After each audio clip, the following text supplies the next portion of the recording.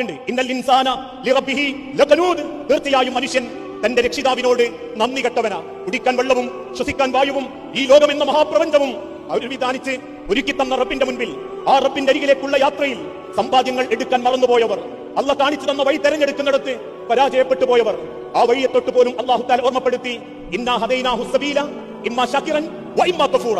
അള്ളാഹുവിന്റെ ദുനിയാവിൽ ജീവിക്കുമ്പോ ഒന്നുകിൽ നന്ദിയുള്ളവനാകണം, അല്ലെങ്കിൽ നന്ദി കെട്ടവനാകണം. രണ്ടിന്റെയും നടുവിലില്ല, രണ്ടും കെട്ടൊരു ജീവിതമില്ല.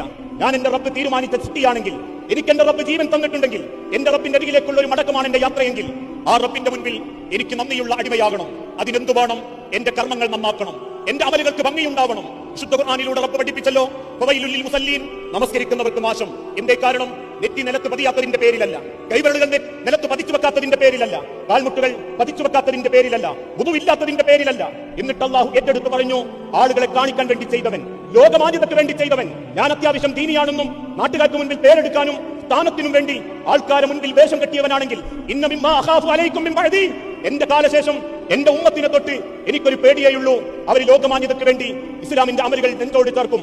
ഞാൻ വളർത്തുന്ന താടി എന്റെ പരലോക രക്ഷയ്ക്ക് വേണ്ടിയാണെങ്കിൽ, താടി രോമങ്ങൾ എന്നെ സങ്കടപ്പെടുത്തേണ്ടതില്ല.